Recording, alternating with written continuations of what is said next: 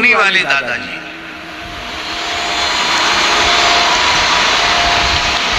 मूल पुरुष धूनी वाले दादाजी श्री स्वामी केशवानंद जी महाराज उच्च कोटि के सिद्ध पुरुष थे। नर्मदा जी में भेड़ी घाट की बात है, भयंकर बाढ़ आई, बहुत भयंकर बाढ़। कहते हैं कि ऐतिहासिक बाढ़ थी वो, माने इतनी अधिक बाढ़ कभी नर्मदा जी में आई नहीं, कम से कम 100-150 साल में तो नहीं आई।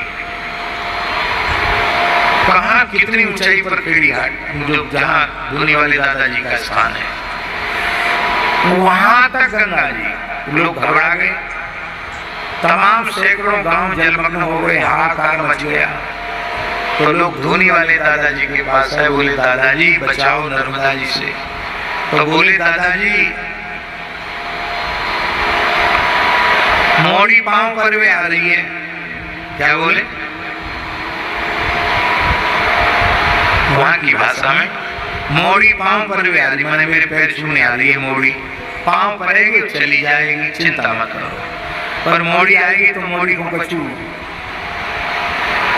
तैयारी तो रखो,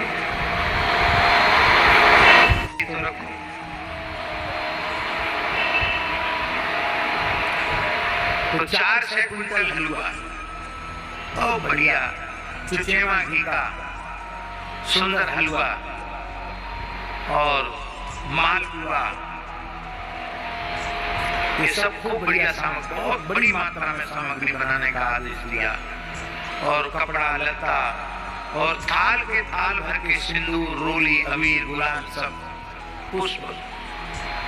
और गंगा नर्मदा जी आई, जैसे दादाजी के दोनों पैरों का स्पर्श किया, जल घटने लग गया। खूब गंगले मोड़ी, और खा मोड़ी, और खा। सब जितना सामान था सब नर्मदा जी को दिया और नर्मदा जी फिर नीचे हो गई। अभी नर्मदा जी आती तो, लेकिन इतनी उसकी बात कभी नहीं आई। आज भी जहाँ मूल पुरुष धूनी वाले दादाजी के चरणों का प्रक्षालन नर्मदा जी ने किया था, उसी जगह पे उनकी चरण पादुका आज भी विराजमान है। आप दर्शन करेंगे तो कहेंगे यहाँ तक नर्मदा जी है। संतों को दर्शन होता है, संतों को अनुभूति होती है।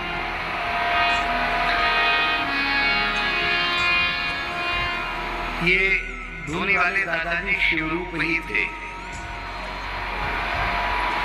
इनका प्रकट होने का इतिहास भैया जी बड़ा विचित्र है। एक महापुरुष थे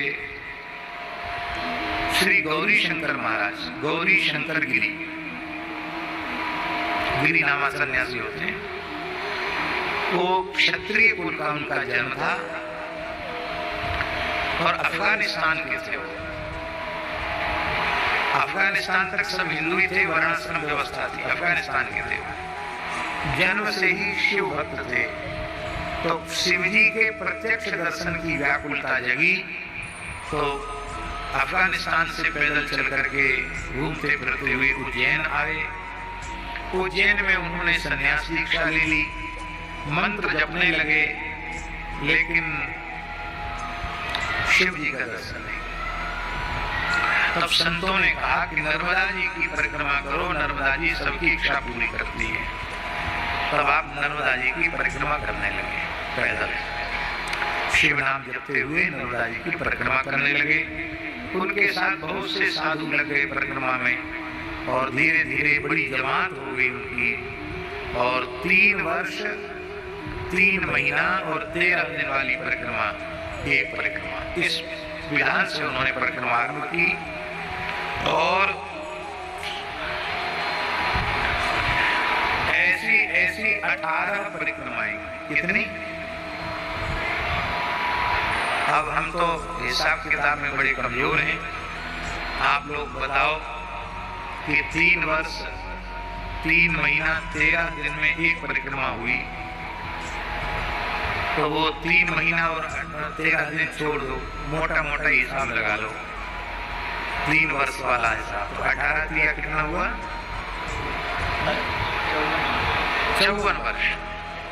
आप झूठ बोले तो ये जाने भाई, इन्होंने हिसाब लगा के बताया 54 वर्ष। 54 वर्ष तक नर्मदा जी की परिक्रमा करते रहे। शिव जी का दर्शन नहीं। मन में बड़ी ग्लानि हुई कि हम इतने अधम पापी हैं कि हमको भोले बाबा आते ही नहीं। इतनी ग्लानि हुई कि बचपन से परिक्रमा बुढ़ापा आने वाला है। महान योगी थे, महान सिद्ध थे, तमाम सिद्धियां हो गई थी उनको। नर्मदा जी की परिक्रमा के बारे में एक मान्यता है, एक परिक्रमा निष्काम भाव से करे तो साधु हो जाता है, दूसरी परिक्रमा करे तो सिद्ध हो जाता है, और तीसरी परिक्रमा करे तो परमहंस हो जाता है। ऐसी प्रसिद्धि है नर्मदा जी की परिक्रमा के बारे में। इन्होंने तो 18 परिक्रमा करी। तो नाम भूलेगा नर्मदा जी का, जहाँ बहुत गिरी कर गहरी नर्मदा जी हैं, इस समय मैं नाम भूलना उस जगह का। वहां आप जमात छोड़ के आधी रात को साईं खेड़ा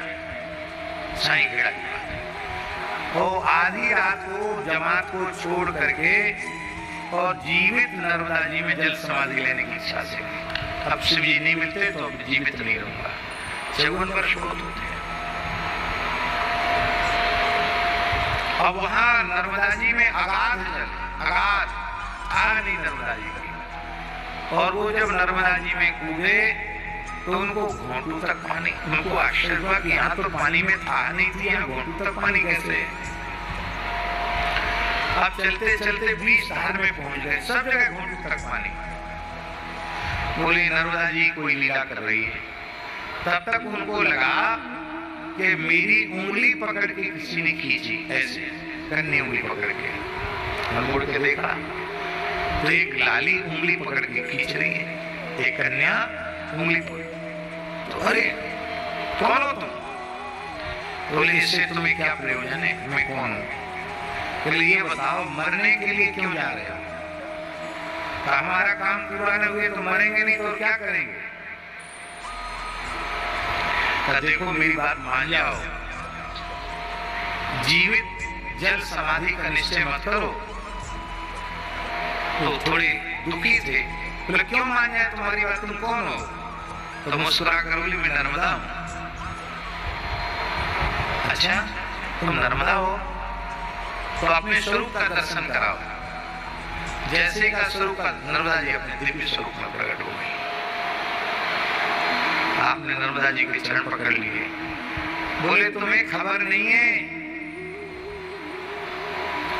तुम्हारी जमात में साक्षात भगवान शिव चल रहे हैं। कढ़ाई मांजते हैं, रसोई बनाते हैं, पंगत फेरते हैं। बरसों से शंकर जी तुम्हारे यहाँ हैं, बरसों हो गए शंकर जी तुम्हारे यहाँ हैं। कढ़ाई मांजते हैं, रसोई बनाते हैं, पंगत फेरते हैं। बरसों से शंकर जी तुम्हारे यहाँ हैं, बरसों हो गए। कौन है हमारे शिव जी? बोले वो केशवानंद अवधूत है ना, वो साक्षात भगवान शिव है। तब इनके मन में आजी वो पागल जैसा साधु वो शंकर जी हैं। तब ध्यान में आया कि हाँ 17-18 वर्ष उनको जमात में हो गए हैं। पहले तो बड़ी गरीबी थी, जब से वो आए हैं तब से बड़ी रिद्धि सिद्धि, साधु भी बढ़ गए हैं। और 4 बजे भी जमात चल रहा है तो हलवा पूरी तैयार, पता नहीं है चमत्कार तो है कुछ न कुछ। तो नर्मदा जी बोली भ्रम में मत पड़ो, साक्षात शिव जी हैं। तो तुरंत वहां से वापस चले।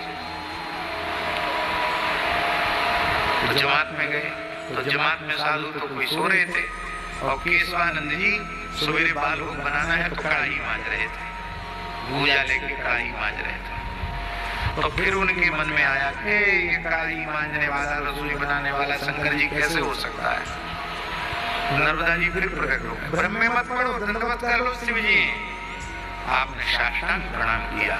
प्रणाम करते ही बाल चंद्र त्रिलोचन कर्पूर गौर विग्रह साक्षात शिव जी का त्रिशूल डमरुधारी साक्षात शिव जी का दर्शन हुआ। बोले तुम्हारी भक्ति से रीझकर मैं तुम्हारी सेवा में लगा था। बोले बस अब काम हो गया, तुमने हमको पहचान लिया और हमने तुमको पहचान लिया, भेद भूल गया, अब हम जाते हैं। और वो अंतर्धान हो, वहां से चले गए। फिर कुछ काल बाद प्रकट हुए वही धुनी वाले दादाजी।